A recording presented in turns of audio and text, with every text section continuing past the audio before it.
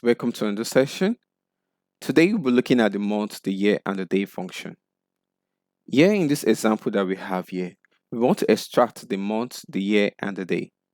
Okay, so let's start with the month function. How we can do that is we introduce the month function, which is month, month. Yeah, so this returns the month from the date that we have here. Okay, so the only syntax you need to put in here is the serial number. So the serial number will be the row where we have our date. Okay, so we just have to click on this and close the parenthesis, then enter. Here we have the month.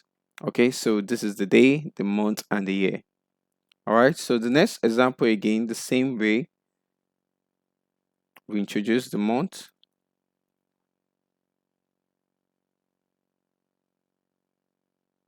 and we put in our serial number, then close, then enter. Now the third example looks kind of different.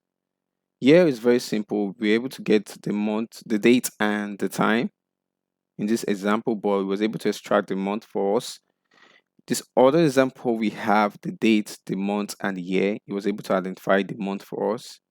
But in this case, whereby we have it in this format, 2015, June 7th, it will be kind of difficult for us to be able to extract the month from here. All right, based on the format, which is not recognized by this function. All right, so how can we be able to do this? So in this process, we're going to be introducing a function that will help us to break this down for us. All right, so the first thing we need to do is to put in our month function. Okay, and in our serial number, instead of us to click on this, we're going to introduce a function called the date. So we put in the date, it returns the number that represents the date in Microsoft Excel data time code. Okay, so here, if we put in the date, we have the year, the month, and the day. So these are the syntax in the date function.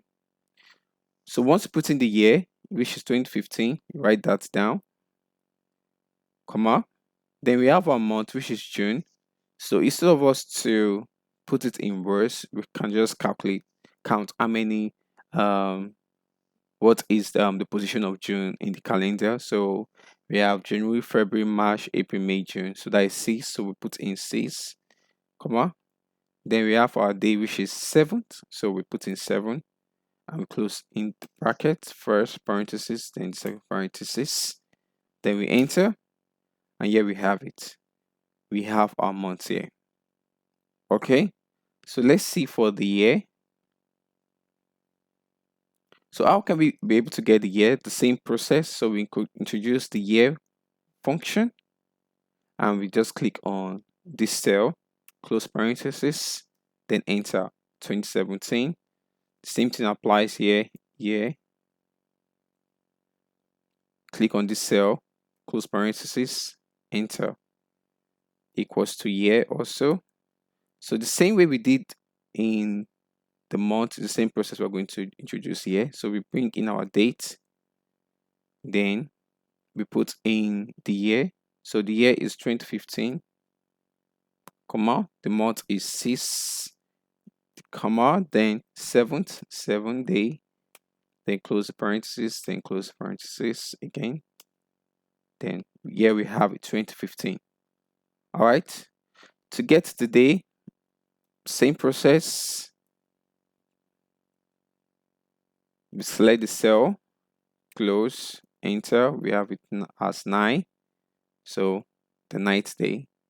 Then day also again. Click on this cell, close parenthesis, then enter. We have it as 29. Then the next example here we have is equals to day.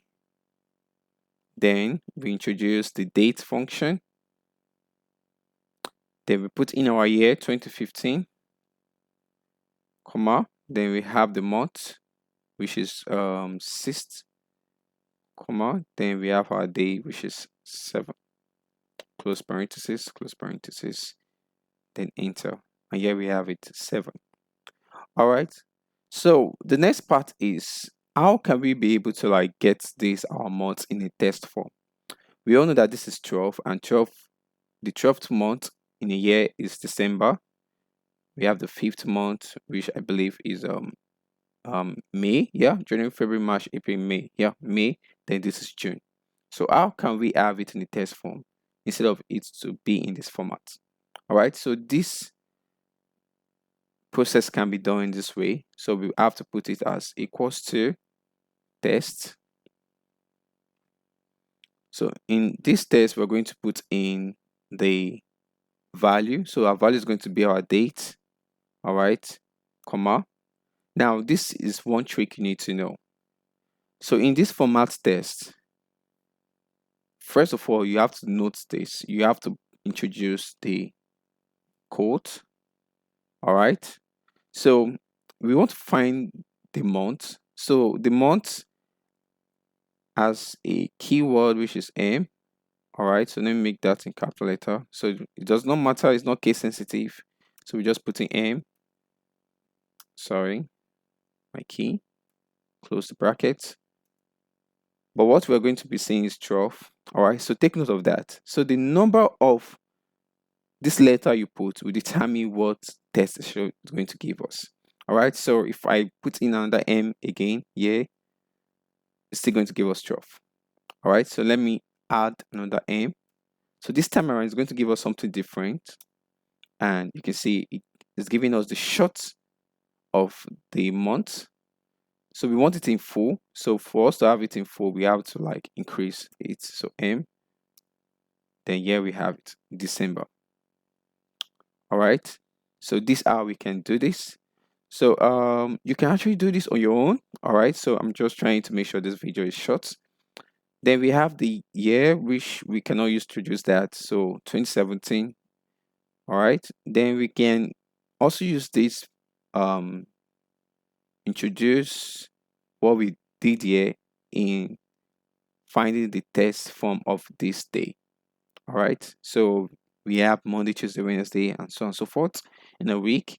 All right. So we want to know what day was night of this month and year. What day was it in test form?